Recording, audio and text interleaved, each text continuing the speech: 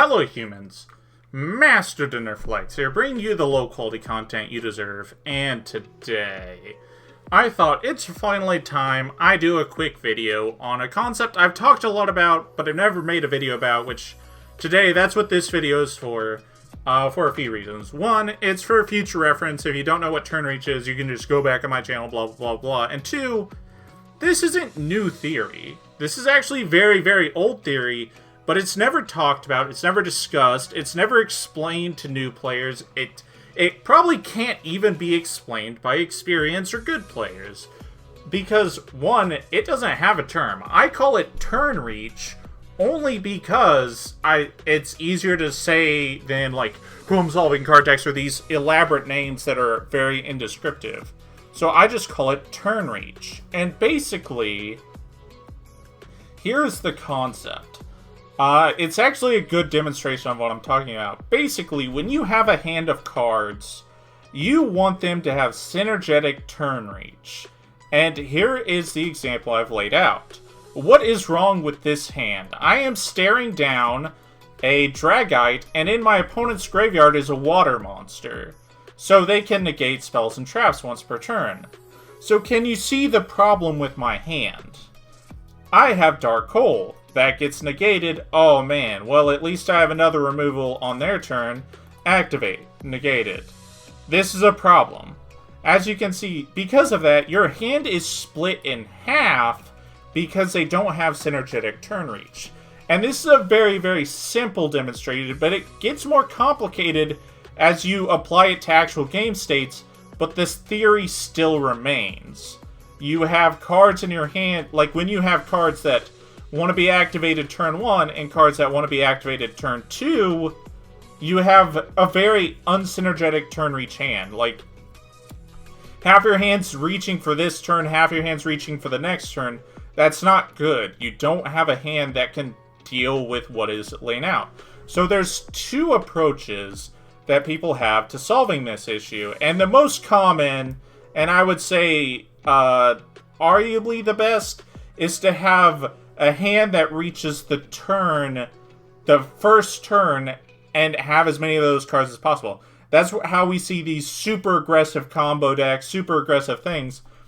Now that I have this hand, where the turn reach is all synergetic, Dark Hole gets negated, okay, Smashing Ground, this dies. So, because of that, all your hand can be applied immediately to solve any given problem.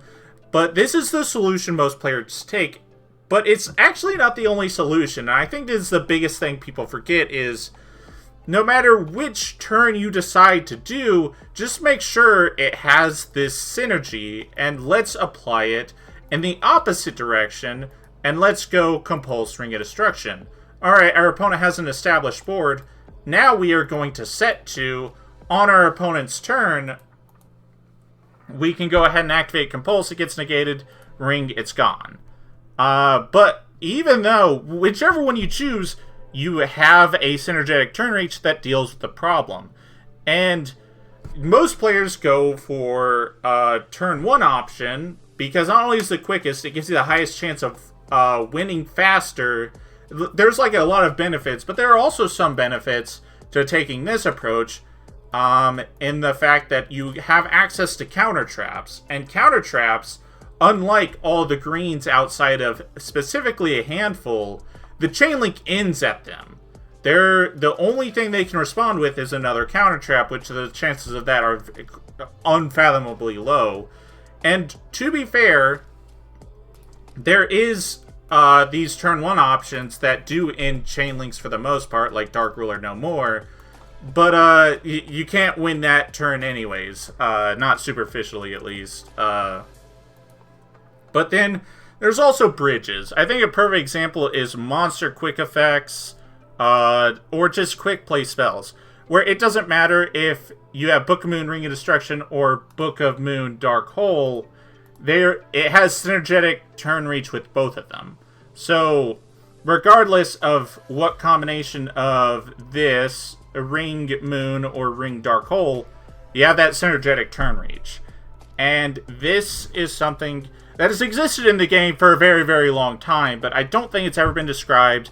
And I kind of wanted to get this out there so new players have a tool, players trying to learn how to deck build, they have a tool to understand that whatever deck you're going to build, make sure you're like, when you're making your deck and seeing test hands, make sure there's actual synergy with what's happening.